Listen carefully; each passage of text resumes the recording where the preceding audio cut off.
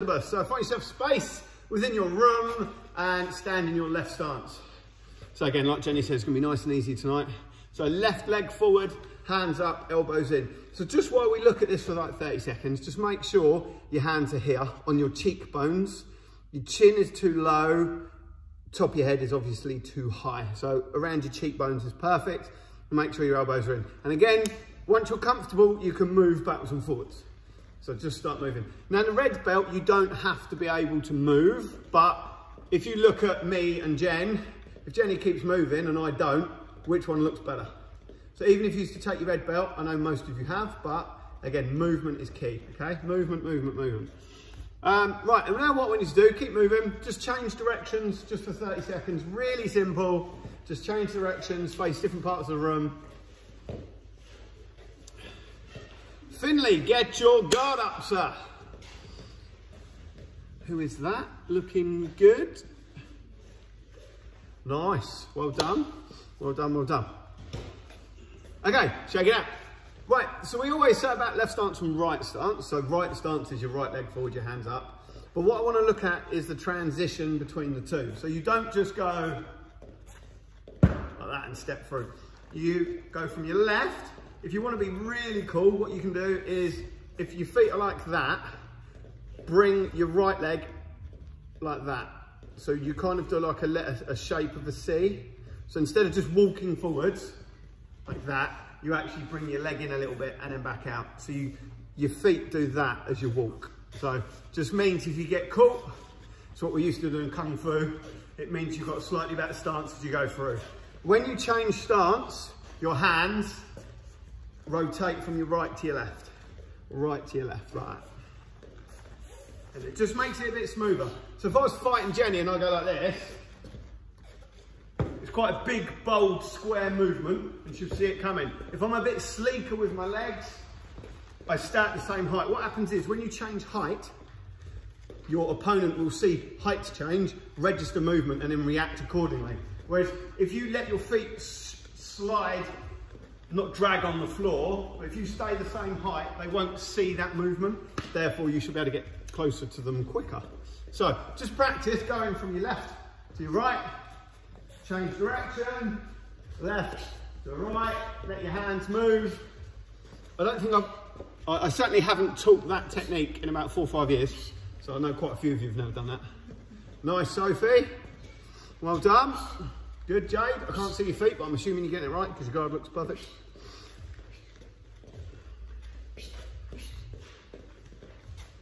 Change, change, and relax. Cool. So again, just a simple way of just making your switching a little bit better rather than just going like that, quite robotic and quite static. So you want to have a jab, cross, move, change direction. If you want to change your stance, you can, jab, cross, away you go. Again, I know this is easy and I know some of you might be going, oh, I'm a purple belt. This is easy. Then you should get it perfect. And if you're not getting it perfect, I'm going to run around your house and slap you in the face with this pad.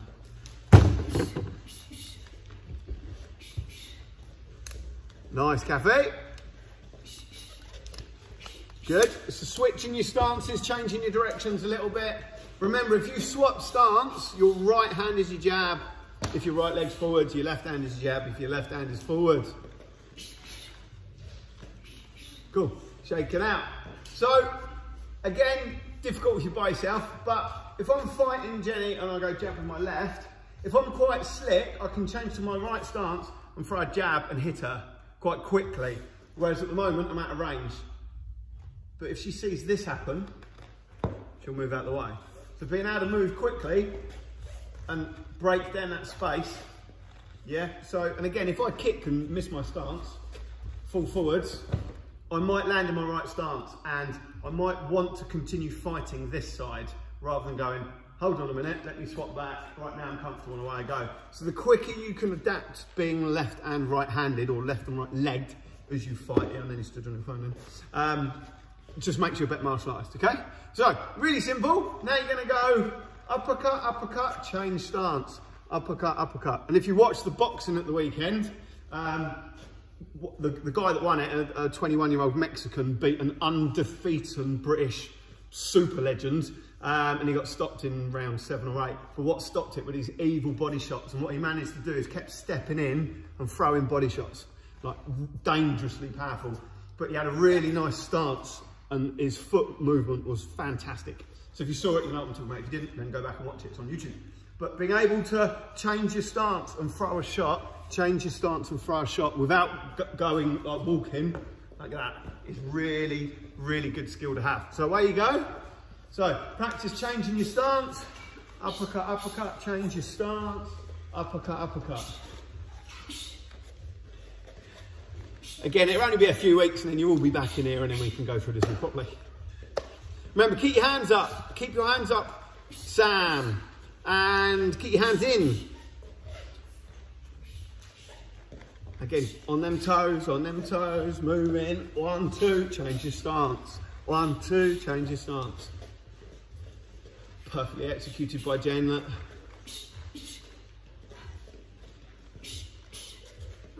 Time. Jen, when was the last time you practiced that? I was thinking of that. And then... So many years ago. That's my kung fu moves. Many years ago, me and Jenny used to do kung fu, so we used to do quite a lot of katas, stuff like that. We were quite good, actually. I thought so. I thought so. We won't show you now though, because it will be nowhere near as good as what we used to be. But again, stuff like that is really helpful. So not that we do it in kickboxing, but like a half stance, being able to balance on one leg and this leg kind of doing whatever it wants to do, but having the balance to be able to be there. Because there's so many times when you're kickboxing, you get caught and you might only have one leg to save you just for like a microsecond. So being good on one foot is really helpful. The other thing is, if Jenny goes to sweep this front leg and I'm good with my back leg, I can go like that and I can stay balanced. Watch again. I can let that happen and remain reasonably balanced. But if I rely on both legs and she sweeps it, that happens. So just being able to use legs independently is a really nice skill set to have. Anyway, back to your punching.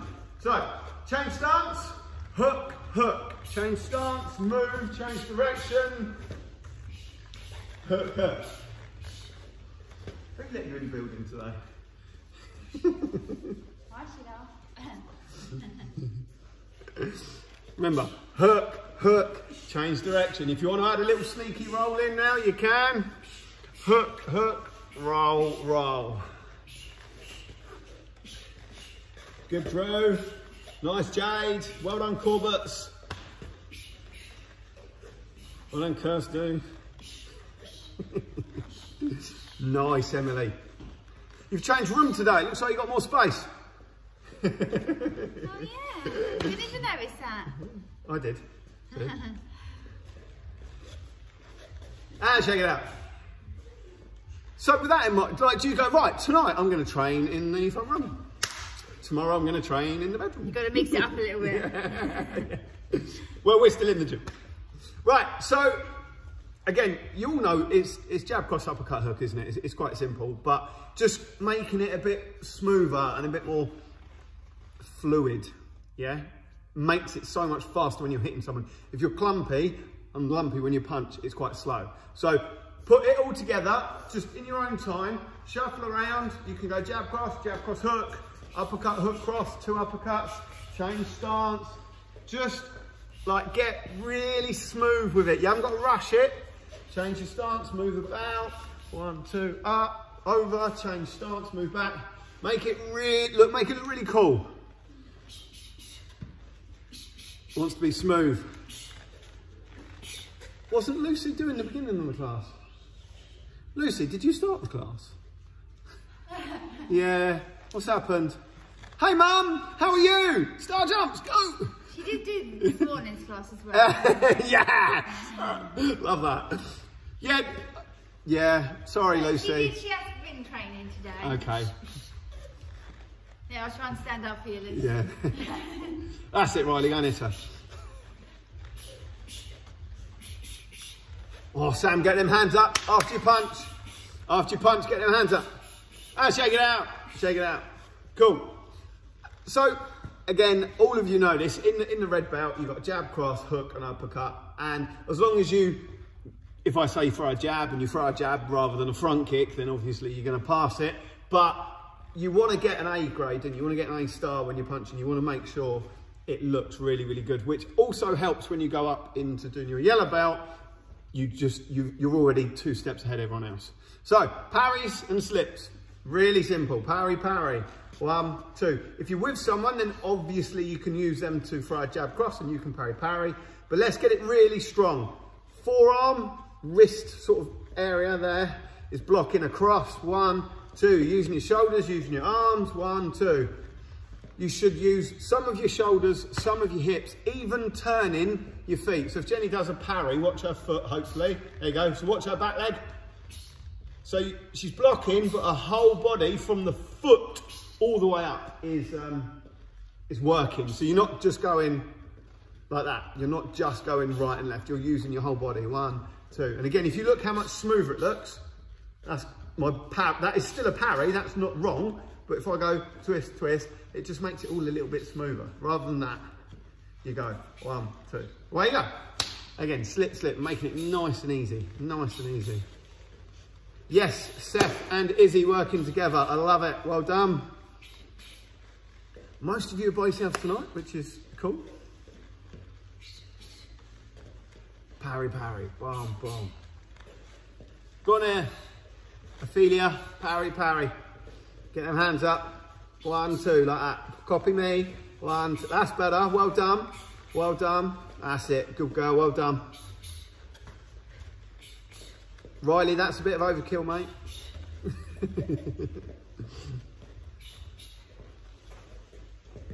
And shake it out. Easy, easy. Parry, parry. And again, depending on how powerful your partner is, how strong they are, also their height. So if Jenny's a little bit shorter than me, so she's going to punch me in the face, her hand or her arm is going to come up at a slight angle. But if Jenny was 6'2", then the hand is going to come down at an angle. So your parry might have to drop down slightly or go up slightly, depending on how tall they are. If you're like me, then most people are taller than you and they come down anyway. But just bear that in mind. If you're parrying someone, you might parry Jen and then you might parry Steve, who's 6'3". So you might have to go parry down, parry up. So, but again, if you're by yourself, then that's common sense, isn't it? It is common sense, but you know. Well, yes, some people. Yeah, toolbox tool. Some people you have to tell them, put the toilet roll in the toilet. Put the toilet roll holder, toilet roll on the holder. Yeah. That's normally a bloke thing. Yeah, don't leave your shoes outside. We're going for them. Right, so that's your parry. Right, slip. Kids make your bed, that kind of thing. Slip, slip. So again, shoulders, legs, hips, everything moves. Not just your head. Like that. You don't just lean, you slip to the side, slip to the side. Again, if you watch Jenny do it again, Jem. Can you see her feet, her ankles, her knees are twisting? It's not just upper body or just head even. Yes, Emily, good. Riley, get on your feet. Thank you. You are so going to get a beating when I see you.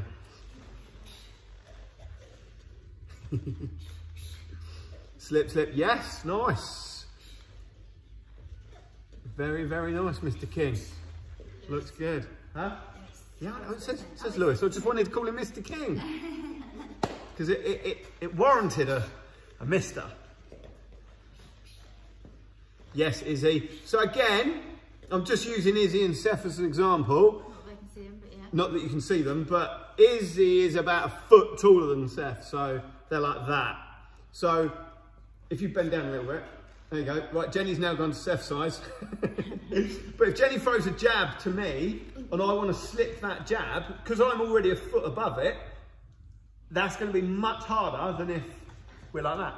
Because then it's easy to slip from underneath it. So your slipping will completely change depending on who you're fighting. If they're taller than you, it's a little bit easier. If they're shorter than you, then they're coming up towards your face rather than coming down towards your head. So again, just bear that in mind. Rather than just going, yeah, yeah, slip, slip, easy peasy. You just got to think about what you're doing. Now, if you are the shorter fighter, slips are brilliant for you because it allows you to get in. If you are the taller fighter, obviously slipping's a little bit harder. So in theory, while you're slipping, you shouldn't let them get close to you. So if you are the taller fighter, ideally, you keep them away from you and then you don't have to slip. But again, while we're not fighting and sparring, that will make no difference whatsoever. You all right over there? Get the accident book. So, you've got parry, parry, slip, slip. On your toes, move, change your stance. Try your parry and slip from the other side. Parry, parry, slip, slip. Change your stance, move back. Right, away you go. Away you go. Parry, parry, slip, slip, move. Or you can go slip, slip, parry, parry. You can go parry and slip. You can go slip and parry. You can really start mixing it up a little bit. Now we've practiced it for 10 minutes. And again, get smooth with it. Get your head moving. Slips, parries. Change your stance. Get your other hand in front. I'm trying to teach. This is serious.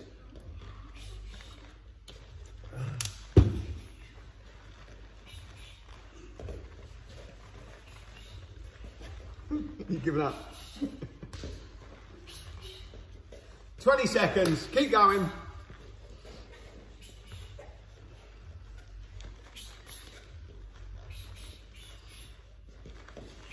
Nice, Kathy. Good.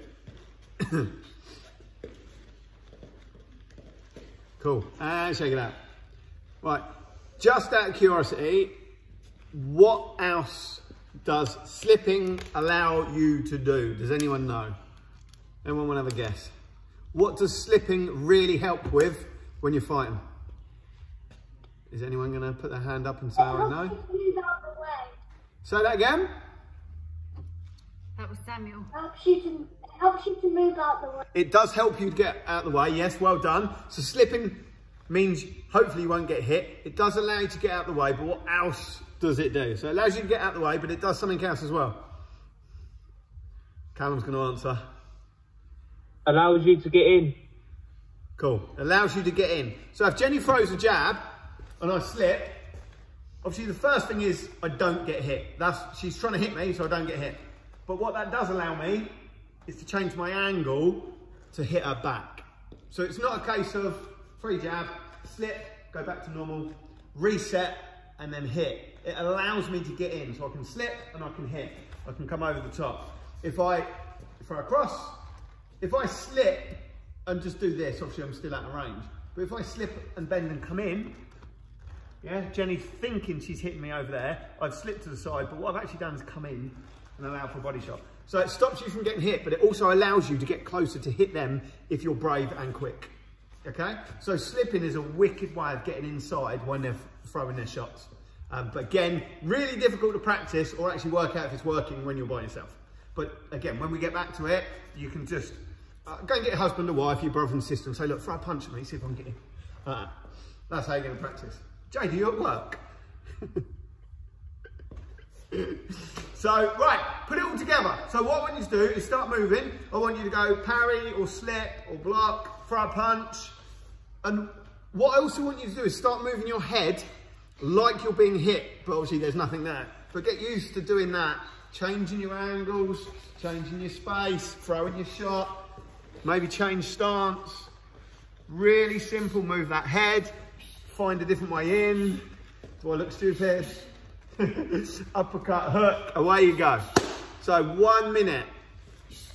So just move that head, jab, cross, slip, uppercut, hook, slip in, body shot. So parry, slip, move. Add a bit of a roll in there. Yes, Ophelia, caught that really nice roll, well done. Again, we've not really touched on rolling at the moment, but again, if you're doing it, amazing.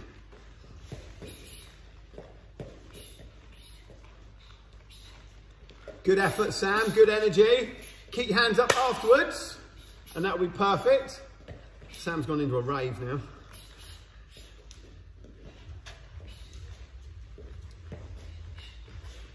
Keep them punches crisp as well, even though we're not actually fighting anyone, you still want to practice perfect shots.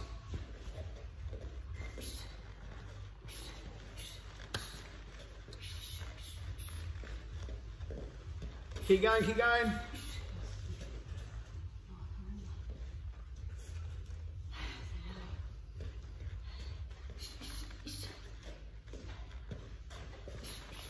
Ten seconds. Nice, Halen. Well done. Excellent movement. And shake it out, shake it out, shake it out. Cool. We weren't going to do kicking, but we've run out of time because I've waffled on too much. So, well done. Again, when you're by yourself, it's difficult to know if you're really getting it right because you've actually got nothing coming towards your head. But if you think about a fist coming towards your face, it's like 5 inches, 6 inches wide, depending on how big their hand is with a glove on. So that's all you're going to be needing to move, and you've completely changed where they're trying to hit. So being able to move, change that, where they're trying to hit is really important. If you master that, you'll never get hit ever in your life. Right, put yourself space, arms forward and backwards. Nice, easy one.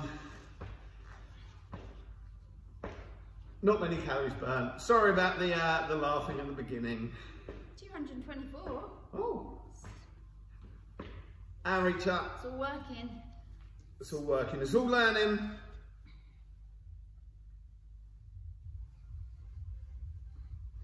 Twist your body, left and right.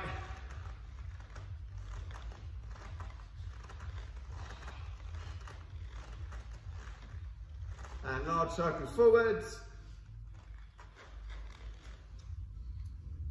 And backwards. And shake your arms, shake legs. Just stay there for 2 minutes zoom. Right, if you watch that on YouTube, as always, hope you enjoyed it. Very easy, chilled out, relaxed one. Just going through the hands and the blocking of the red belt grading, plus the stupidity at the beginning. So have a good evening. See you later.